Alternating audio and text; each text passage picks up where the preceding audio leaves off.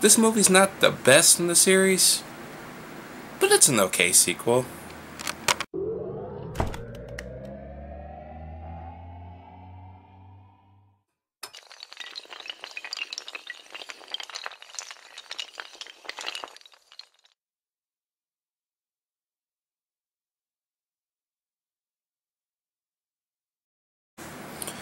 Ocean's 12 sees Terry Benedict hunting down all of the Ocean's 11 crew and basically telling them that they're giving him he's giving them an ultimatum to basically pay back all the money they took for him in the first film, plus 38 million interest.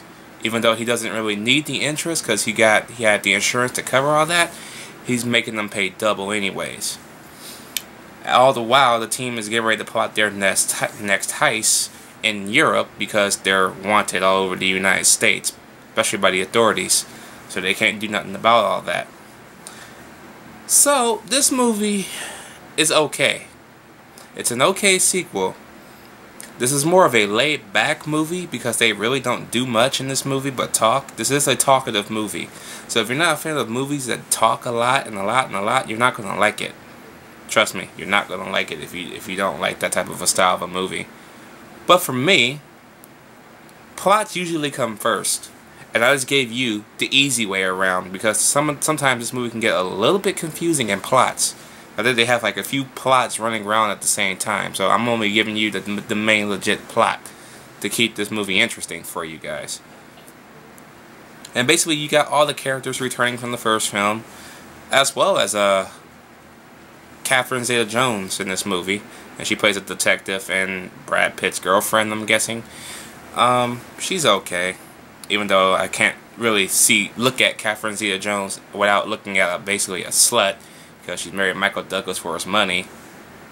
So, yeah. But I guess she's okay of an actress, but yeah, that's all she is to me, is a slut. So I'm not going to give her any props. But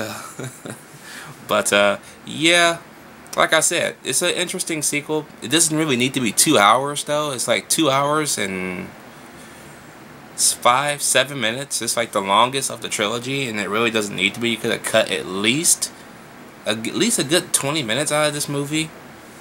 And you had this scene where Bruce Willis plays himself. It really doesn't go nowhere. It's just there because they needed more star power. Topher Grace returns again, basically as himself, is uncredited, and he's there to fill some time, of course, but you got most of these cameos and they're just time fillers, basically.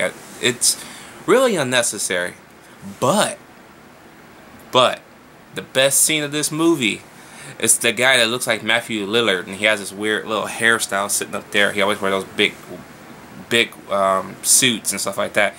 He has this scene where he does like this parkour-like dance around a bunch of security lasers. That is bad fucking ass.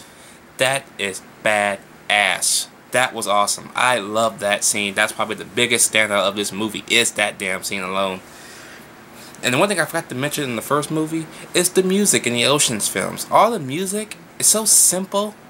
It feels so retro. It feels so 60s or 70s like. It fits these movies equally to where you think they're not sequels. It makes each movie stand out on its own, and that's a highlight, especially for these type of movies. But again, not the best movie, but the best one is yet to come. So I'm still going to give Ocean's 12 a B-. It's still an enjoyable movie. They could have narrowed some things down. You probably could have had at least an hour and 40-minute movie, an hour and 50-minute movie, not a 2 hour and 5 or 7 minute movie. That's kind of overstretching it a little bit. But let me know what you guys think about Ocean's 12 down below. Did you like it? Did you hate it? And I'll see you guys in 13.